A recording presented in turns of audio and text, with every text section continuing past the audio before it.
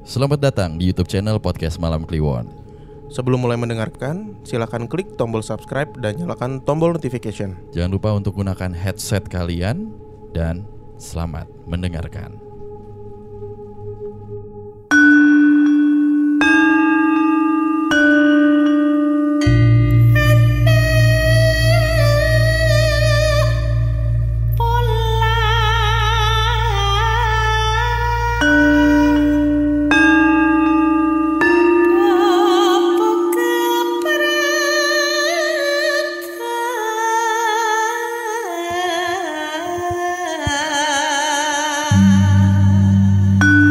Pangira wangiti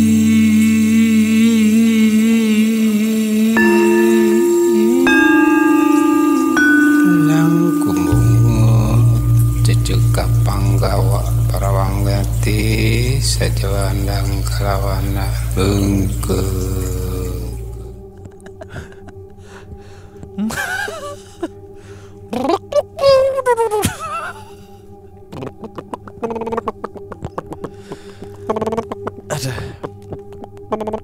Nungguin ya. Akhirnya merchandise yang kemarin Podcast Malam Kliwon udah sold out. Ini terakhir ya, Terakhir. size S. Kapan mau keluar lagi teman-teman? Dengerin Spotify. Nanti di episode 100 kita akan rilis next merchandise. Ada stiker, ada kaos, Yoms. ada tumpeng mini. Iya tuh biasa anak kecil ulang tahun tuh. Iya. Ulang tahun si Raya waktu itu ya. Tumpeng. Oke. Oh lu sekarang. Oh, gue. Lupa. Oke, nice.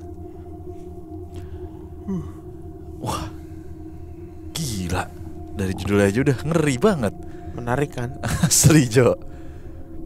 Assalamualaikum, halo Mas Danu, Mas Bimo. Halo. Sebelumnya kenalin aku Ella. Aku tinggal di salah satu kabupaten di Yogyakarta bagian selatan, yaitu Gunung Kidul. Kejadian ini terjadi waktu aku masih kelas 4 SD sekitar tahun 2009. Kejadian ini bermula ketika hari itu aku dan beberapa temanku mendapat PR dari sekolah. Dan seperti biasa kami selalu belajar kelompok untuk mengerjakan PR tersebut. Pulang sekolah kami berkumpul di salah satu rumah teman dan mulai mengerjakan PR selama setengah jam. Yang setelah itu kami bermain di sebuah area tambang batu berupa bekas galian yang lumayan dalam. Suasana siang hingga sore hari itu cukup terik, sehingga area tambang tersebut dalam kondisi kering. Di sisi area tambang terdapat batu yang sengaja diposisikan berdiri.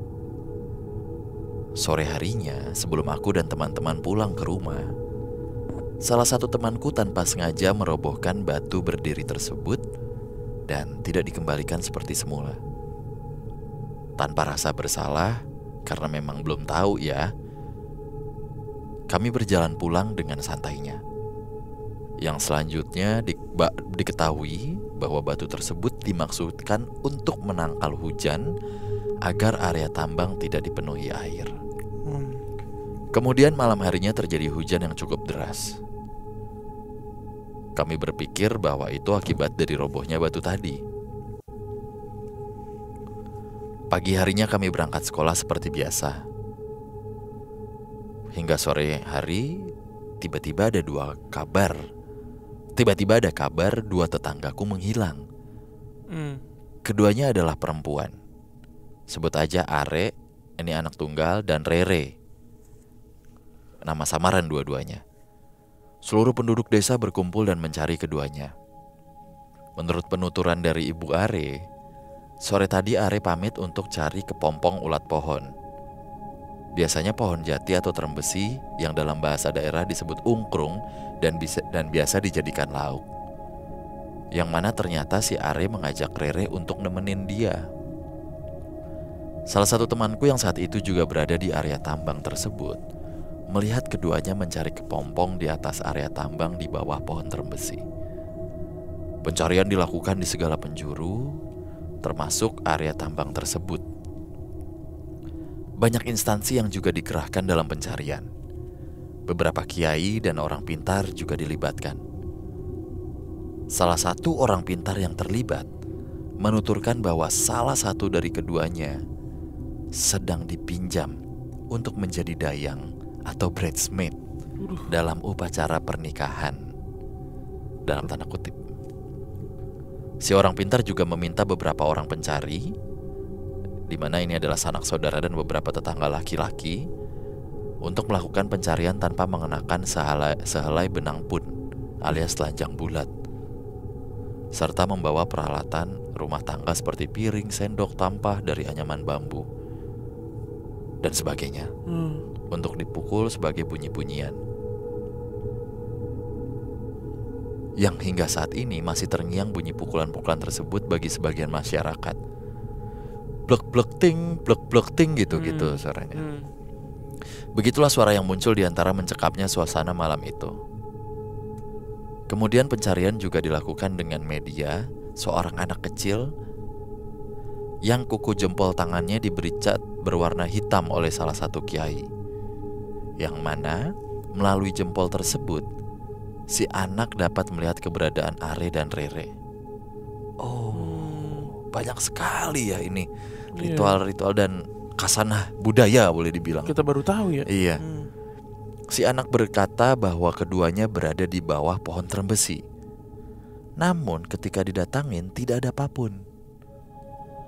Area galian tambang di bawah pohon trembesi yang terisi penuh air pun gak ketinggalan juga ikut diselam. Namun hasilnya tetap nihil. Pencarian masih dilakukan hingga pagi hari. Dan paginya aku dan teman-temanku berangkat ke sekolah seperti biasa. Kemudian sekitar jam 9 atau 10 pagi, sekolah mendapatkan kabar bahwa Are dan Rere sudah ditemukan di area galian tambang yang penuh dengan air, di sebuah batang pohon kelapa yang mengambang dengan kondisi meninggal.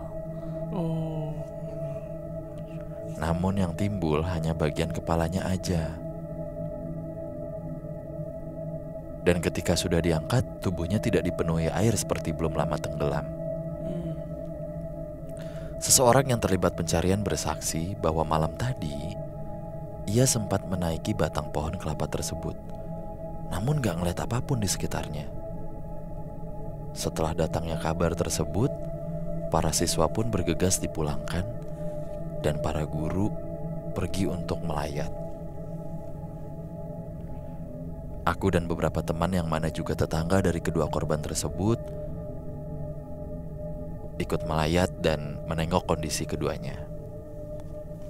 Sesaat sebelum dimakamkan, seorang saudara membuka lemari pakaian si Are dan menemukan toples berisi banyak sekali kupu-kupu.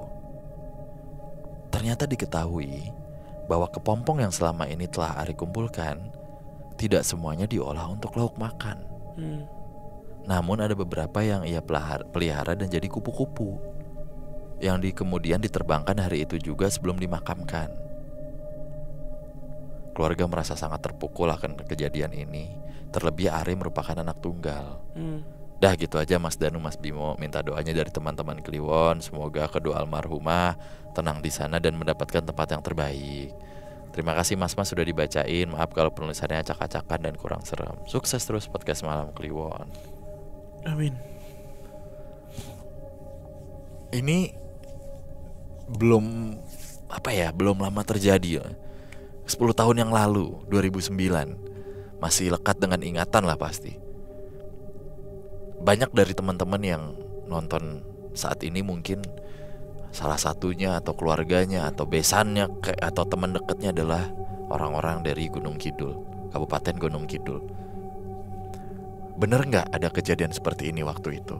Pasti bener sih, maksudnya heboh gak? Karena pasti heboh banget. Orang tadi ada salah satu kalimat yang bilang melibatkan banyak instansi gitu, banyak pihak yang terlibat. Tim SAR, dari yang polisi, benar-benar real sampai yang orang pinter pun, kiai juga ya ikut.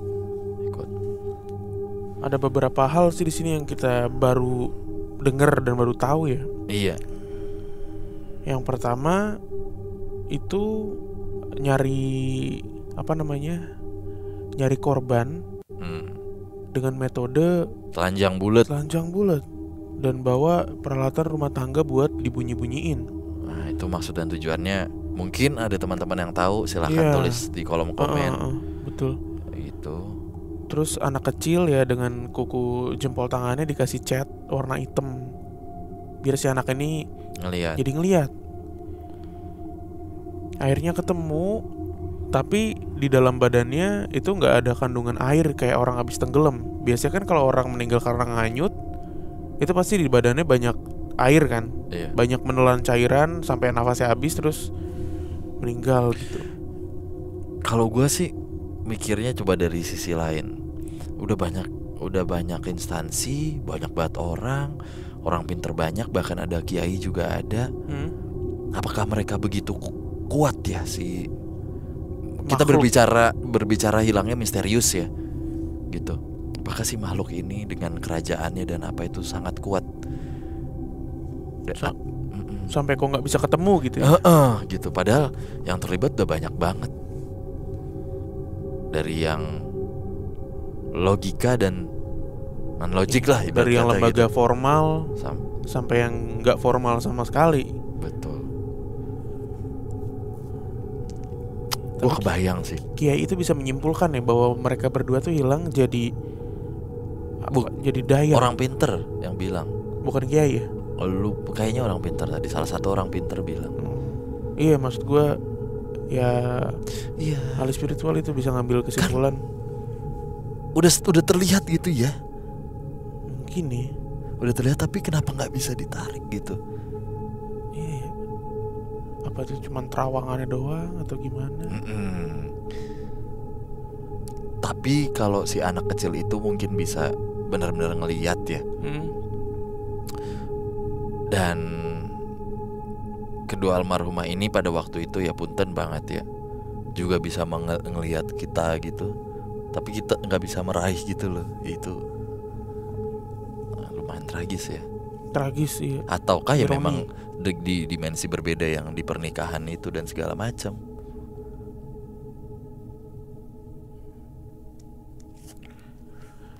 Tadi gue anjing lu, bangsat lu.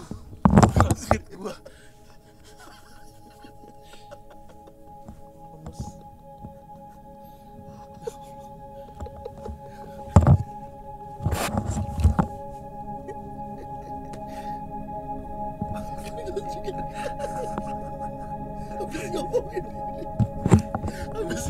Habis ngomong. Lagi takut-takutnya ya.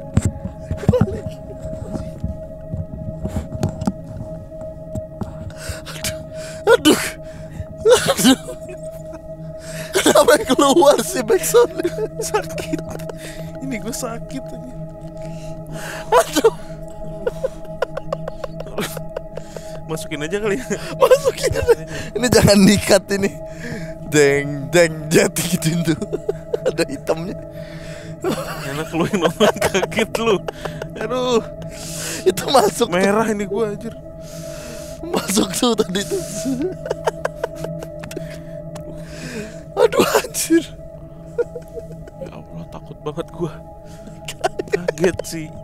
Masalahnya kita lagi bener-bener menyelam, meresapi, terus mikir. Aduh. Anjir, kok kasihan banget ya. Kok ironi banget ya.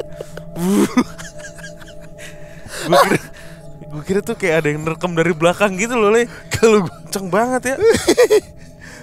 lo bukan rekam dari belakang. Keluar dari sini. Tapi kalau gue tuh kayak Iya kayak kan, beda kayak mau gitu. ada yang ini kan. Iya. Ya Allah. Tapi dibanting dah headphone. Udah dah. Capek. Aduh. Dadah. Dah.